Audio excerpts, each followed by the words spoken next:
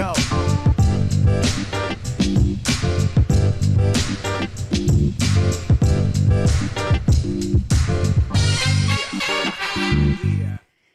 Decision Part 2.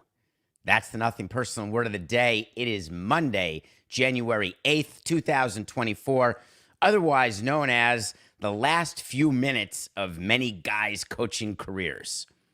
NFL season came to an end yesterday. The Golden Globes were last night, but what interests me is the Decision Part 2. And no, it's not about LeBron James.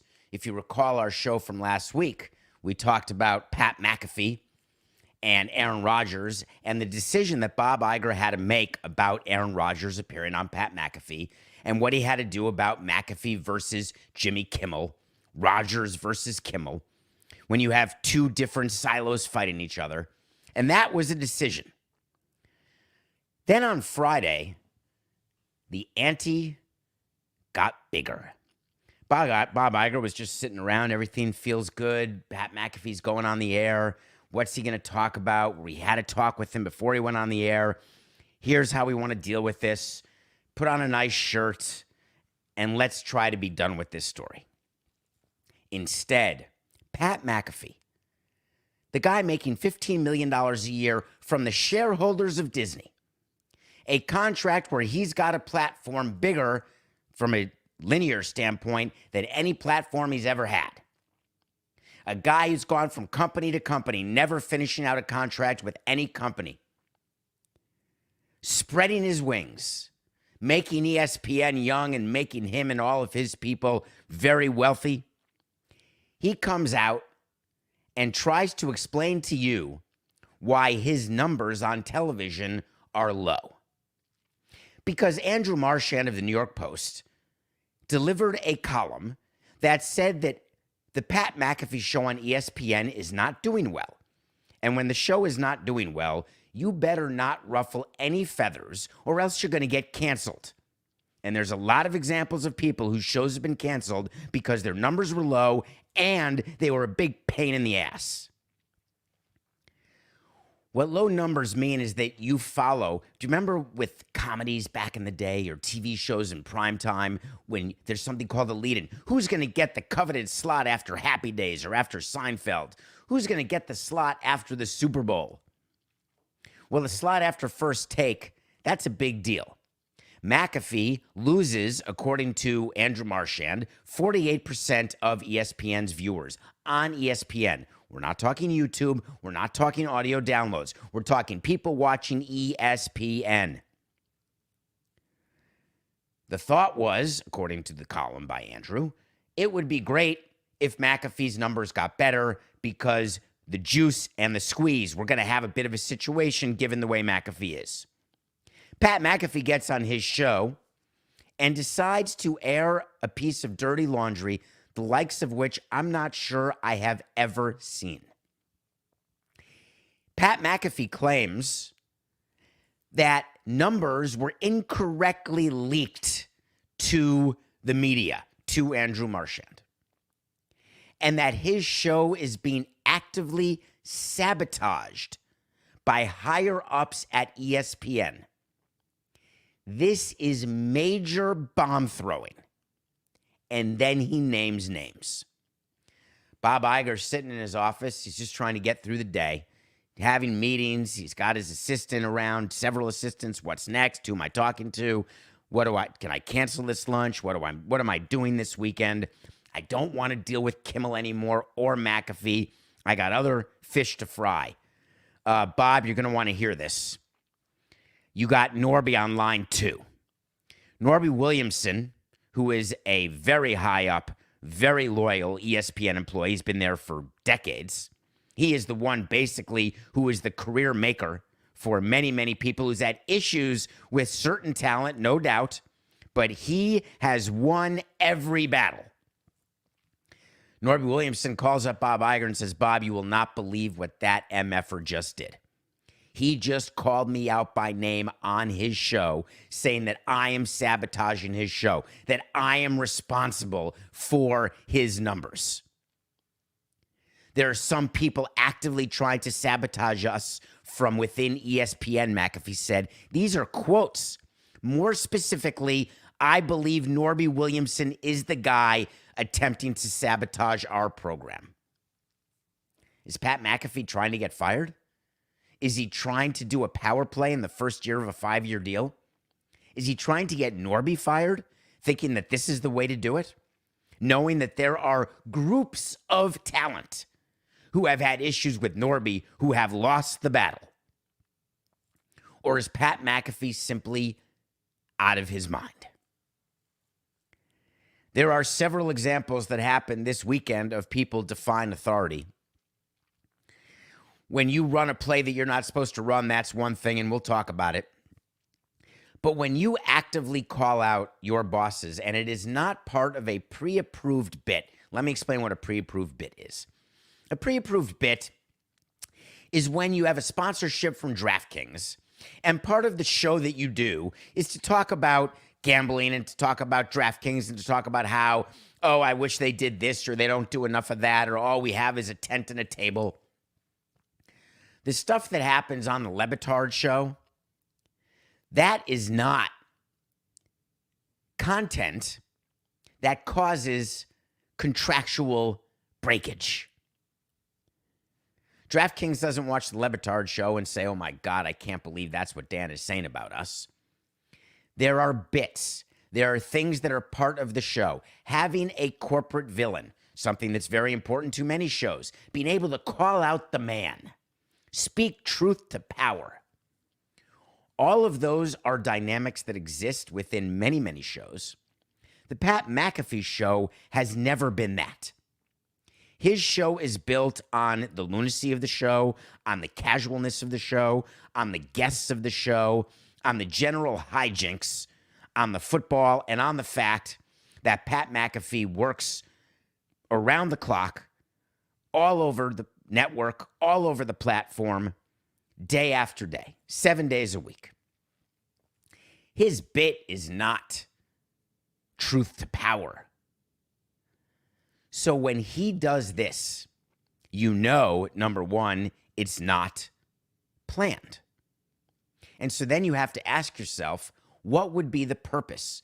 Is McAfee so insecure about his current numbers, so insecure about the criticism he's taken as a host, so concerned about succeeding on ESPN, that he was upset that the numbers that were coming out are the numbers? You can't lie about the numbers. The numbers are the numbers.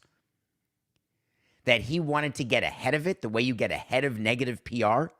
And if that were his plan, to get ahead of negative PR, then you go at it from a positive standpoint. You say, numbers are going to come out, and man, we are losing way too much audience from First Take. But let me tell you, when you look at the whole package, I'm underpaid by ESPN. What I'm delivering to them digitally, from a demographic standpoint, they never dreamt of this level of success. My bosses are happy. My audience is happy. My co-hosts and producers and people behind the camera are happy. Onward. Keep charging. That'd be one way to deal with it. Going after your boss by name, that must not be to explain your numbers, your issues linear. It must be because you're trying to get fired. Could that be what McAfee's doing? That he's trying to violate a clause in his contract, which exists in all talent contracts. They're called disparagement clauses. Can't want to violate his contract. He's got mouths to feed. He's responsible for people in his atmosphere. If he's got another place to go, the way he keeps leaving, although it's not even been a year at ESPN, then there are negotiated ways that you negotiate exits. You do not open yourself up for a termination for cause. So if he wanted to leave, that wouldn't be the way to do it. Did he want Norby to get fired? He'd have to get on a pretty long line of talent who wanted Norby to get fired. And that line is full of people who have failed. So is he trying to succeed in a place where his competition failed? and he thought the best way to do it would be to call him out? Was it part of a multi-point strategy? Bob, Jimmy, CEO of ESPN, chairman of ESPN, I'm going after Norby today just to let you know I can't work with that guy anymore. But Pat, he's got nothing to do with your show. He doesn't get involved in your show. You're totally independent. You do whatever the hell you want. We changed our dress code. We changed our cursing code. You have more freedom than any talent we've ever had. As a matter of fact, we have a problem with Stephen A. Smith because of how free you are and all the different platforms you have. So that can't be it. Norby can't be stopping you from doing what you want. What would be the reason that he wants Williamson fired? Did he have input, or did he have a heads up from Bob Iger himself? Hey, we're trying to get rid of Norby. Do you mind creating a power struggle between the two of you? Then I'm going to choose you over Norby because you're you. I love you, Pat. No problem. Would you give me a break? That's if Bob Iger wants to get rid of Norby Williamson. He doesn't need Pat McAfee to grease the skids. You just fire Norby Williamson. So for the life of me, I can't come up with one cogent, rational reason why McAfee did what he did, other than to ruin Iger's weekend and force him to make yet another decision. Iger gets called by Jimmy Pitar saying, "Oh Christ, we gotta respond. This is insane. It's being discussed on every network by our competitors. Columns are being written. We look like a clown show. All right, here's what we're going to do. Let's work on a statement, call our crisis PR people, get Samson and Coca on the damn phone." Well, Bob, if you had me on the phone, here's what the statement would not have been. No one is more committed to and invested in ESPN's success than Norby Williamson. We are thrilled with the multi-platform success that we have seen from the Pat McAfee show across ESPN. We will handle this matter internally and have no further comment. That's the statement we wouldn't have done. That's the exact statement ESPN gave. That's what they came up with as a way to try to take care of this. We're handling this internally, so please, with sugar on top and a little non-vegan cherries, would you please not talk about this anymore? Focus on the NFL. Focus on the election. Anything. Focus on the line at Space Mountain.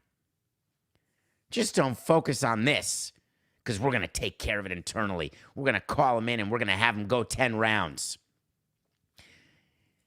Bob Iger and Norby, when Norby looked at the statement, Norby said, "Just make sure I lead. Make sure my name's there. I want to make sure you support me." All right, we'll do that. We'll say we're committed and invested, that you're committed and invested in ESPN success. Not exactly the greatest vote of confidence, but it's something. It led the statement. Then you put McAfee in there second, saying, "Oh, he's been great." Here's what you do if you're ESPN and you're in this pickle and you're Bob Iger and you have a decision to make. And there's articles being written everywhere. Bob, I think we should do a statement. Here's my statement. I have zero statement. I don't normally tell you to go without a statement. I don't normally say we shouldn't be doing anything. But the reason I am right now is that I don't have enough distance between the event and the action to say anything at all. Because I'll tell you one thing. You're not letting Norby and Pat continue to coexist in this way. You cannot let Pat McAfee continue to do what he's doing on that show.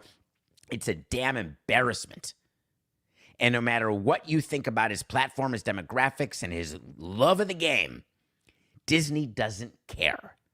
Disney is bigger than McAfee. McAfee doesn't run ESPN. He doesn't run Disney. He's not the keystone of either one of those companies. And you calling out your boss by name, no ramifications? In what world does that happen?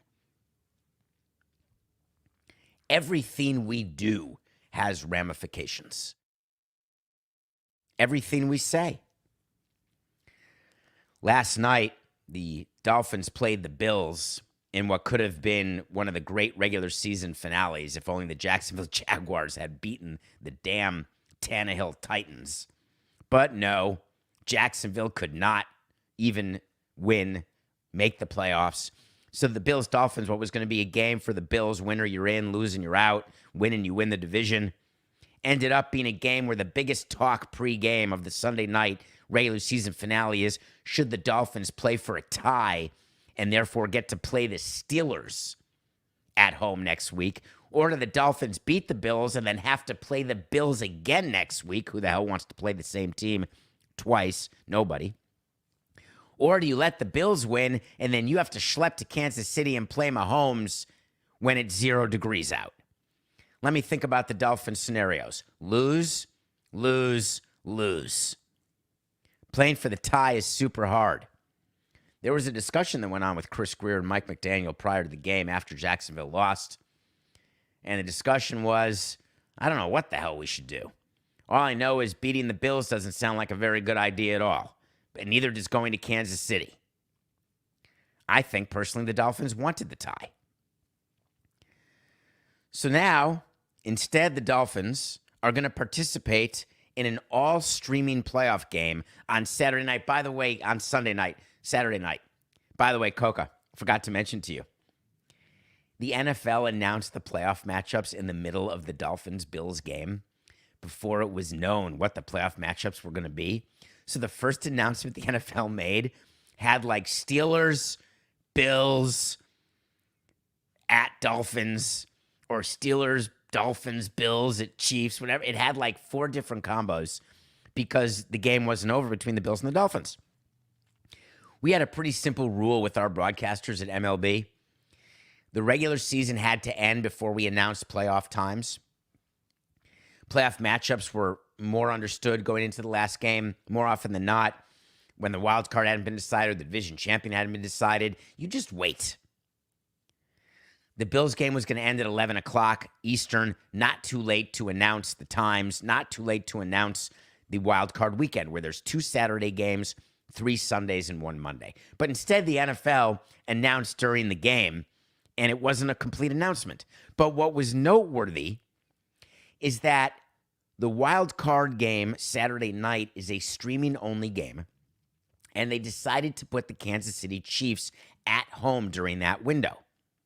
The Kansas City Chiefs, arguably the biggest draw in the NFL, maybe behind only the Cowboys. Arguably the most famous NFL duo of Swift and Kelsey. And they decide to put it on Peacock. Somewhere John Skipper is smiling as all of you criticize the Super Bowl becoming a pay-per-view event. As I'm watching exactly what John Skipper said would happen, that slowly but surely things are becoming pay-per-view. Peacock, that's a pay-per-view. All of Taylor Swift's fans are going to sign up for Peacock, and they're hoping that some of them just don't cancel after 30 days. Those automatic renews suck, don't they? You think it's accidental that the Chiefs were playing no matter what Saturday night? You think the NFL and Peacock didn't work on it? They sit down, all the broadcasters. Who's got first pick? Was it Fox with first pick? CBS has the Super Bowl. Did Fox get first pick of Wild Card Weekend? And they said, let's go Packers, Cowboys. Maybe. America's team. Jordan Love bringing the Packers to the playoffs without Aaron Rodgers? Hell yeah. How do you think Woody Johnson feels? Not so good. I was just fascinated by the entire thing with the final game of the season and what happened. But none of it can come close to what happened in the Saints game. As a former executive, I need to mention it. I don't know if it's going to get any attention because the Falcons, who lost that game to the Saints, fired their coach. First firing of Black Monday. Today is Black Monday. It's possible Ron Rivera is going to get fired right now. Like during the live show, would not surprise me at all. Bill Belichick did a press conference already this morning, like at 7:30 a.m. Eastern, where he said, hey, I'm not going anywhere. I haven't even met with Kraft. You think Kraft is up at 7:30? He is up. But do you think he's working? Nope. Belichick's in the office, though. Ron Rivera is having his meeting with Josh Harris. Those meetings go fast. Very, very fast. Ron, thank you so much. We appreciate everything. Please leave your key card on the desk.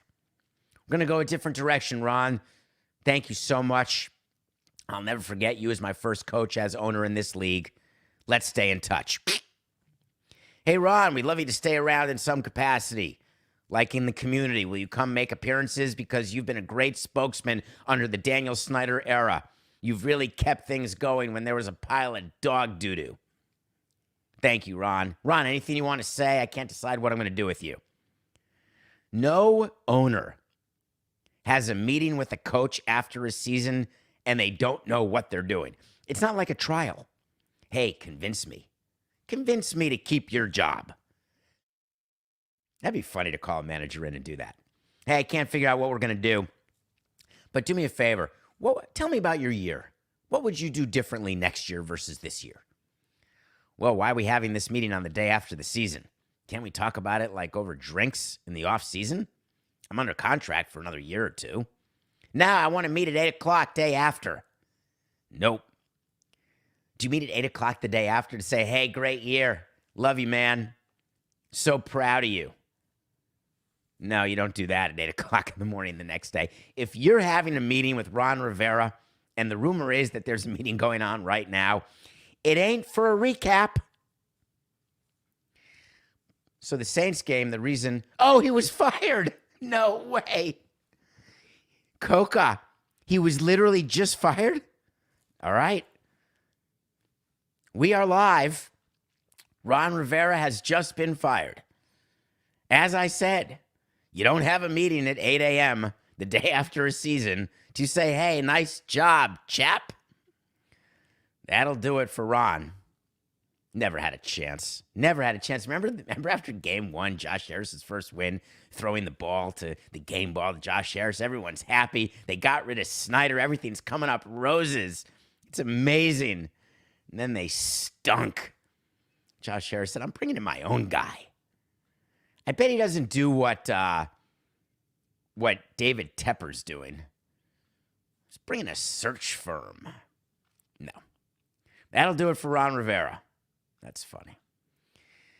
Josh Harris. He's having Bob Myers help with the next hire. All right. Great. Can we go back to the Saints for a minute? I'm sorry, Ron Rivera. I didn't mean to say you were being fired before you got fired, but Jesus. What do you think, you were walking in there 8 a.m. just to say, hey, what's shaking? Hey, Josh, good to see you. What are you doing up so early this morning? No, that's not how it goes. We were never allowed to do meetings with our owner at 8 o'clock. We had a rule. It was a pretty simple rule. It's the 10 to 10 rule. Nothing before 10. So the Saints, they wake up this morning out of the playoffs, and I'm wondering why they're not firing their head coach.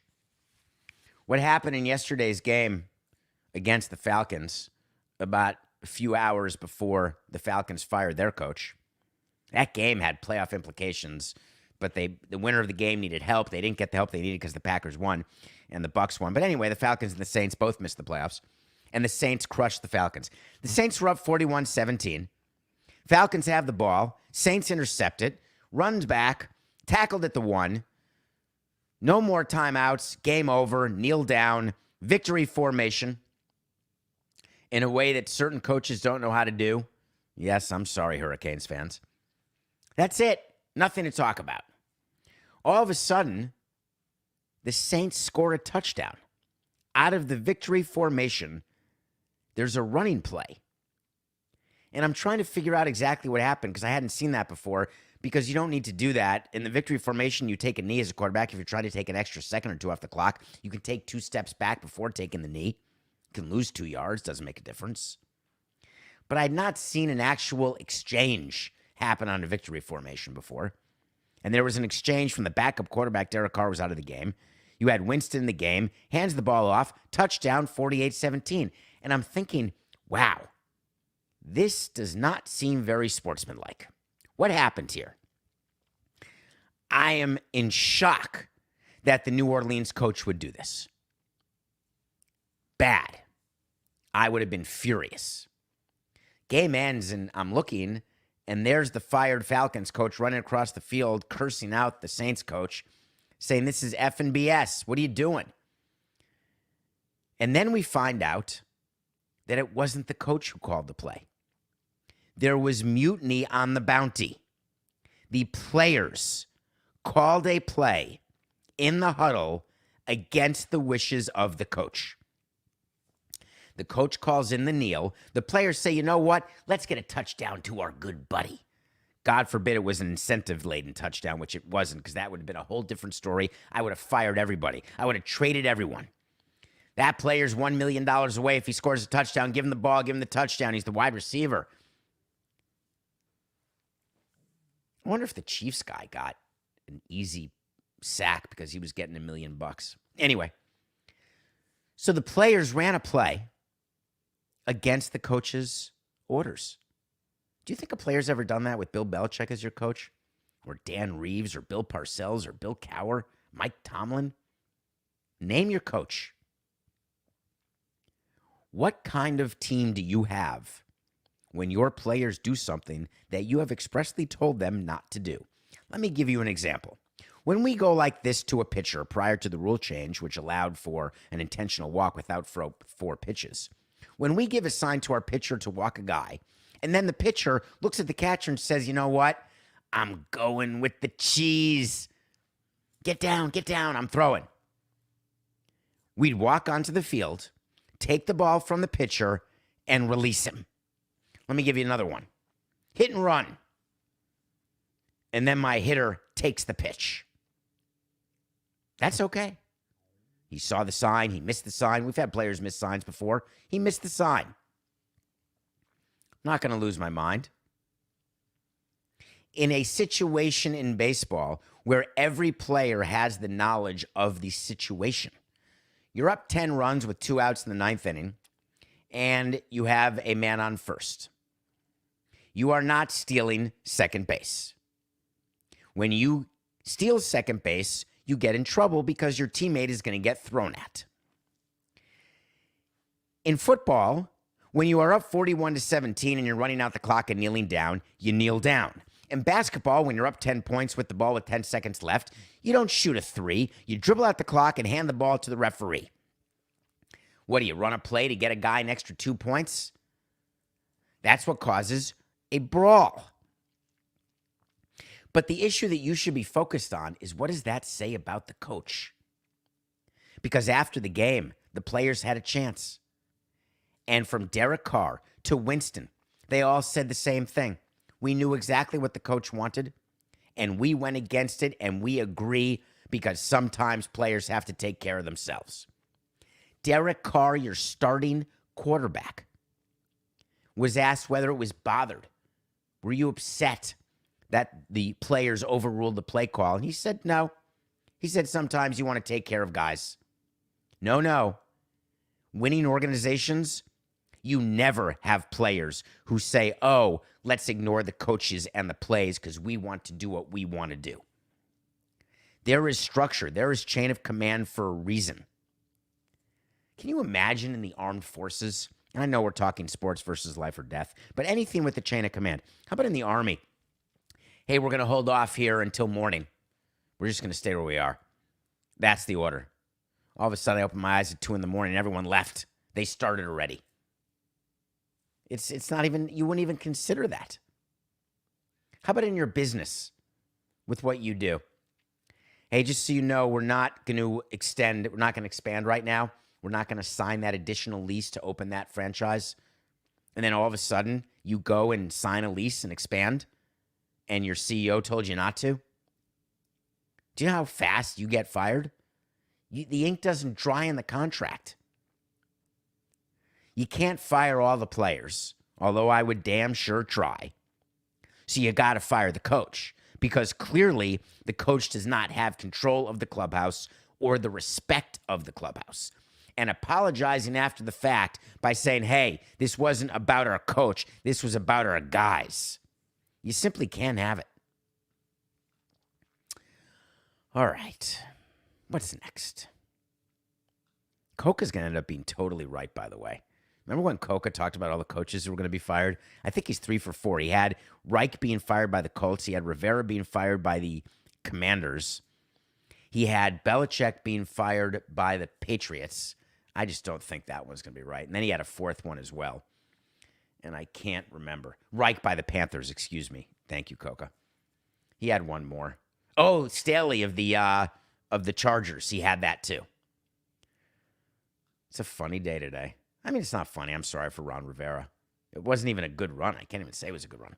All right, let's take a break. We come back. We are going to talk about the Golden Globes. A couple things happened.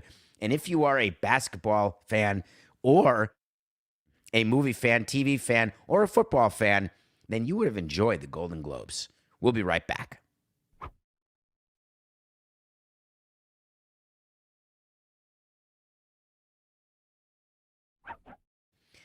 Welcome back to Nothing Personal. Coke, I'm tired already. It's only Monday. I got the shingles vaccine this weekend, part 2. And when I get vaccinated, I get really sick, but that means I have a good immune system, I was told. But all day Saturday, I completely was sick. High fever and achy, sort of like you've been for the last 2 months, Coca. And now it just goes away, so I feel great, but I'm a little groggy, I guess. I was watching the Golden Globes last night. I was triple screening it. I wish I should have taken a photo. That would have been a funny Instagram pic. So on the TV, I had the Golden Globes. Then on my phone, I had the Le Batard watch party. Then on my iPad, I had the Dolphins-Bills game. And I realized what interests me the most, because it's what I focused on the most, it's what was on the biggest screen, was the Golden Globes. I'm a nerd. I was texting with Adnan during the show. We're nerds. I love award shows. I love seeing the stars. I love that I know all of the content, and I love when people get rewarded for the work they do. One of you actually asked a great question on davidsamsonpodcast.com about all of the work that goes in. When an actor wins something, is it the actor winning? Is it part of a screenplay? Is it part of the crew? The reason why actors thank so many people, and the reason why directors, or the reason why anybody who wins thanks so many people, is in the movie industry, much like the sports industry. If it's not an individual sport, and even individual sports people find people to thank, they thank their coaches and their agents, whoever they thank. But movie making and television making, show making, it's as big a team sport as football. There are hundreds and thousands of people behind the scenes, all trying to do something to make you look the best you can look. Actors, of course, have to execute, just like players have to execute, but there's so many layers of management and so many layers of people. The Golden Globes were hosted by a comedian, and it is noteworthy that Taylor Swift was there without Travis Kelce, because he was on the sideline of the Chiefs game, not playing. Dan Campbell, do you hear that? Not playing when it didn't matter. Even though Kelce could have gotten to 1,000 yards rushing, but still not playing is the right thing for the Chiefs. He made a joke about Taylor Swift that I thought was awfully funny, that Taylor Swift did not find funny. That became the biggest story of the Golden Globes, and I'm sick of it because there were some great stories. So I want to give you the top 5 things that happened that you missed at the Golden Globes. Number 5, if you haven't watched Beef or The Bear, then you're missing something. I loved Beef and The Bear, and I loved Daisy Jones and the Six. Beef and The Bear prevailed over Daisy Jones in all the categories. The Bear, which is not a musical or a comedy, but that's the category in which it won. You had acting wins, you had show wins. Succession was huge. But my number 1 takeaway, or number 5, I should say, is Beef and the Bear are greater than Daisy Jones. Number 4, the end of Ted was less great than the end of Logan. Lasso did not get any love at the Golden Globes, but Succession certainly did. The acting awards for Succession, Best Show, Best Actor, Macaulay Culkin's brother, maybe the best speech of the night. Well, the second best speech behind Lily Gladstone. Succession's over. Watch it. The number 3 takeaway from the Golden Globes is that I have to rewatch Oppenheimer. So I watched Oppenheimer, and I reviewed it on this show. But now that it's winning Best Actor for Cillian Jacobs, Best Director for Christopher Nolan, Best Picture, Motion Picture Drama, I'm going to have to rewatch it. Emily Blunt did not win. She was there for Best Supporting Actress. But I'm going to rewatch it. Number 2, Lily Gladstone winning Best Actress may be the most important win in a really long time. She's the star of Killers of a Flower Moon. She is a Native American. She gave her acceptance speech in her native tongue, partially. First in person Indigenous people to win a Golden Globe. She will be nominated and a frontrunner for Best Actress. Her performance was outstanding. And what is pretty amazing, did I say Killian Jacobs? That's unbelievable. She's the actress in Love. She's the actress I love from Love. Cillian Murphy, thank you. That's funny. My brain is funny. Told you, no script, baby. Let me get back to Lily Gladstone. I'd like you to be able to cut this so doesn't look like I interrupted saying something about her. Lily Gladstone's win in her acceptance speech brought me to tears. The movie itself is going to lose out to both Barbie and Oppenheimer. But the performance that she gave, the fact that Martin Scorsese cast her and then let her do what she did, and the way she held the screen with Leonardo DiCaprio, no easy task. That is monumental. And it should make her the favorite come Oscar time. And my final takeaway from the Golden Globes, by the way, I love the Paul Giamatti one for The Holdovers. All the movies I've told you to watch and all the TV shows that were in my top 10, etc., they all won. So please watch them. The Holdovers, #1 movie of the year. Best Supporting Actress and Best Actor last night. But my #1 takeaway is Kevin Costner okay? Did you see him present with American Ferrara? He just seemed, he's had a tough year personally. He's fighting with Taylor Sheridan. There's lawsuits everywhere. Yellowstone is coming back. It's not coming back. Divorce is hard. But what's going on with him? Just seemed a little off. Okay, nothing personal pick of the day. God dang it, man. We finally got our first win. We had the Bucks 4.5 over the Panthers, and we won. We did not win our Saturday game of the Colts beating the Texans. They lost. They could have lost by 1, and we would have won, but they didn't. I thought the Thunder would beat the Nets, and the Nets won by 69 points. So we are 1-4, but we are off the schneid. We're down over 3 units because when you win, you don't win a full unit. When you lose, you do. Remember, we're keeping track of picks and units. Tonight, we've got a national championship game. I watch very few college football games, but this one I always watch because I like the idea of a champion. I like the champagne, which they don't do in college because they're underage, but I like the whole thing. But the story tonight is really about Harbaugh, the coach of Michigan. It's not about Michigan, who hasn't won a title since 1997. It's not about the underdog Huskies, who are getting 4.5 points. Is that who they are? The Washington, I think it's the Huskies. I'm blanking right at the moment. My pick, by the way, is Michigan 4.5, giving 4.5 to the Huskies. But the most interesting part is Harbaugh going to win the championship and then walk off into the sunset? Because you could have the Commanders, you could have the Chargers, you could have the Panthers, you could have the Raiders, you could have the Wolverines, you could have just a suspended list. There's like 6 different places Harbaugh could go. And the rumor around town is that Harbaugh was offered a huge extension by Michigan, and one of the rules of the extension, one of the factors, is that he couldn't take an NFL job just this year. I'm out on that. If you're signing up with Michigan again and you're getting $12 million a year, whatever you're getting, you can't have an out every year. It's like having an opt-out every year. These opt-outs are ridiculous. It's ridiculous for players, but for managers or coaches, forget it.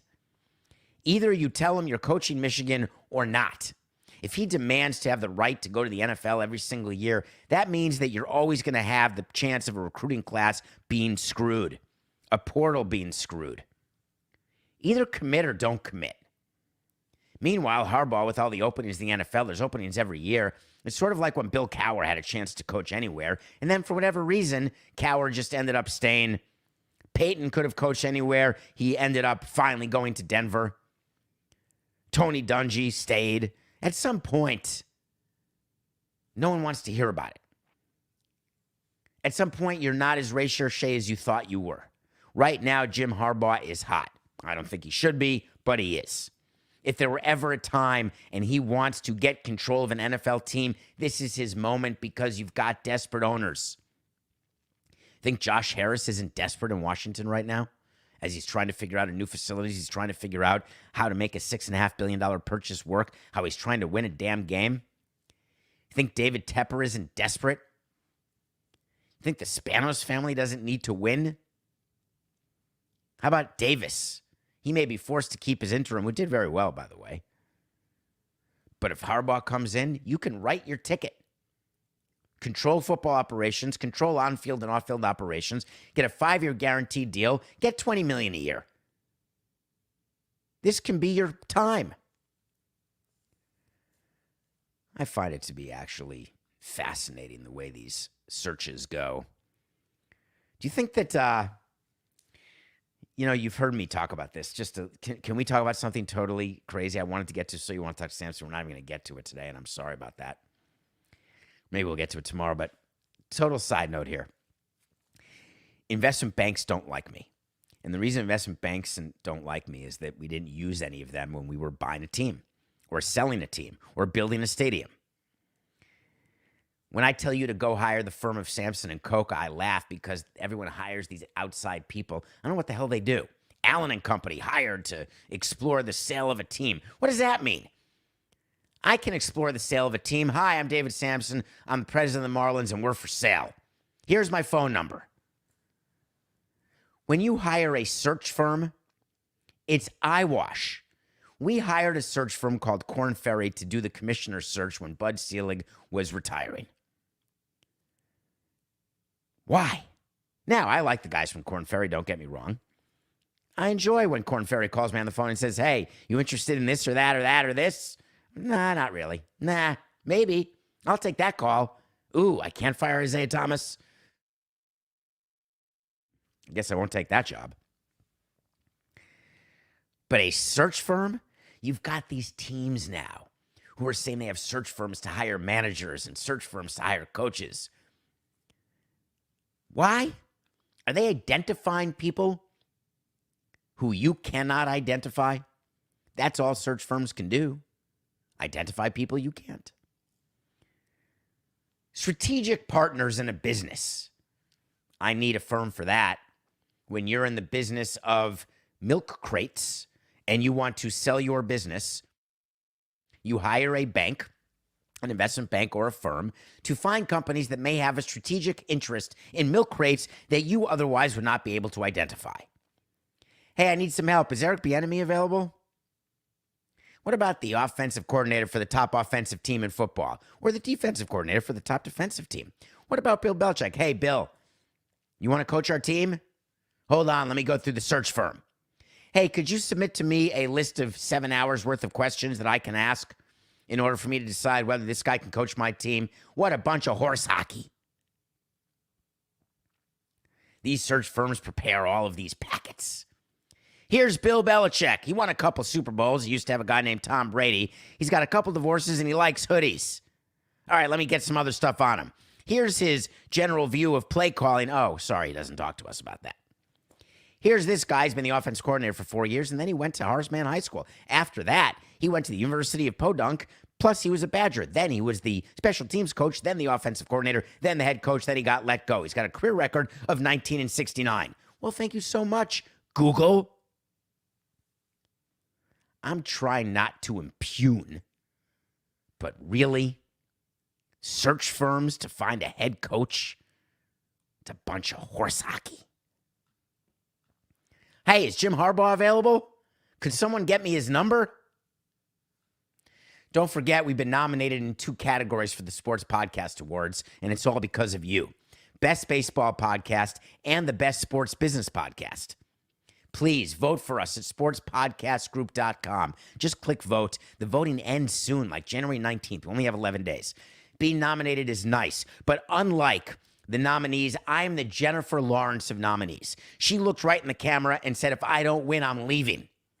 I don't want to be nominated. I want to win. Sportspodcastgroup.com. It's not the Meadowlark, people. It is all public vote. Believe me, if it were the Meadowlark people, I wouldn't even try because I would lose. It's up to you. Spread the word. Vote early, vote often. Tell your friends and your Romans and your countrymen. Sportspodcastgroup.com. Best sports business podcast.